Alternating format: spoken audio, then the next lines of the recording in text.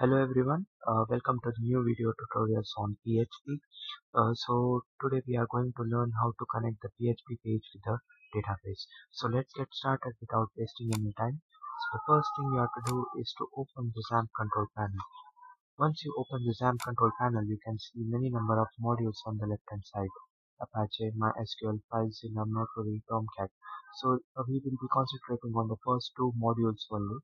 So just start the first two modules. Once you start the first two modules, go to your favorite browser and navigate to the PHP-MyAdmin page. So on PHP-MyAdmin page, on the left hand side, you can see the new button. This new button is used to create a new database. In case you already have a database, you can directly import that database by this function present on the PHP-MyAdmin page. In my case, I don't have any database, so I will be creating a new database using this new button. So it is asking me for a database name. So I will be giving it as demo1 and I create a database. You can see demo1 has been successfully created. And you can now you have created a database, right? You can also drop this database by clicking this database icon over here. When you click this, you can go to this drop the database. You can also drop this database. Now we are not dropping this database. And whenever you create a database consists of tables, right? So it will ask you to create a table as well. In this tutorial we will not be dealing with the tables since we don't require any table at the moment. So just we are creating this database. Now we have created this database. Now let's go to our text editor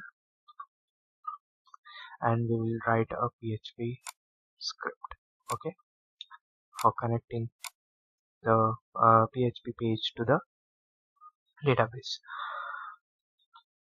So let's get started. This is the opening and the closing of the PHP script. So here I will be creating a new variable which will be anything. I'm giving the variable name as db. A variable name can be anything, and remember one thing, all the variables always start with a $sign in PHP. And in this variable I will be storing a value from the function which is called as MySQL I underscore connect. This function is used actually to connect to a server.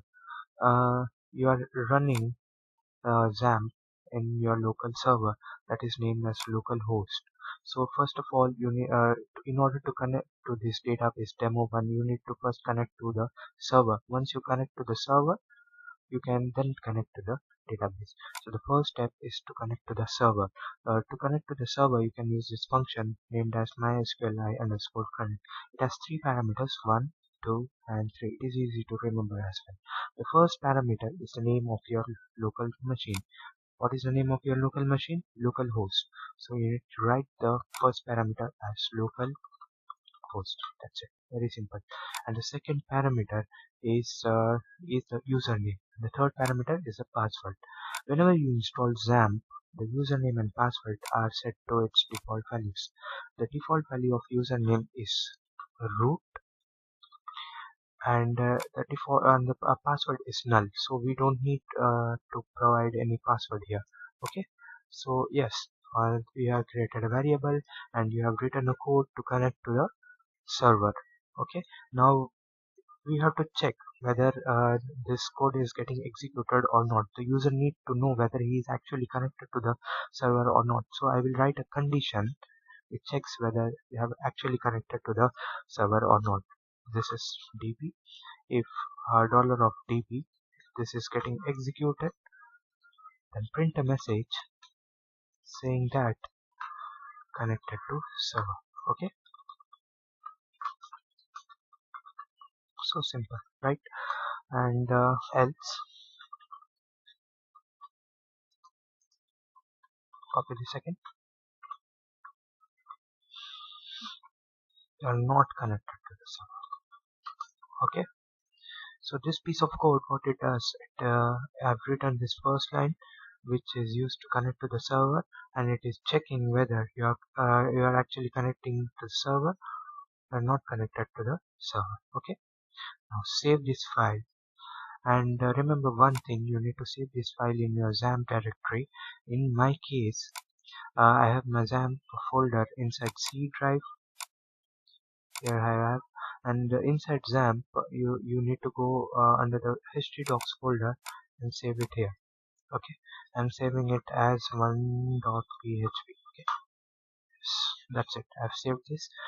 In order to run this, you have to go to your browser and type localhost / none.php. That's it. Okay, you're done with it. You are connected to the server successfully. Now what you have to do, inside the server you have this database named as demo. So I need to connect to that database now. So I have to write another piece of code. If MySQL underscore select db. So this function is used to select the database. Okay, so it has two parameters, 1 and 2. The first parameters represents the server. So you have to copy this. This is the first parameter. Okay, so you what you need to do is you have to copy this variable and you have to paste it here. That's it. Okay, so you are which database you need to select inside this local host. You need to select which database, the database that you have created, whose name is demo1. So the next parameter is demo1. Okay, so this condition checks if you are connected to the local host and you have selected this database, then what you have to print? You have to print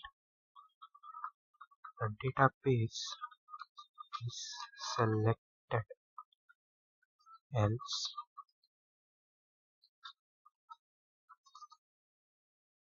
echo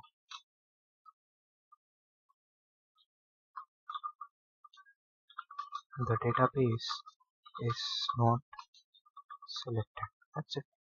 Just save this and go to your 1.php and refresh it. Okay, it throws a warning that accepts parameter 1 to be MySQL. Okay, so what I have done is that it should be of MySQL. Fine, so it should be like this.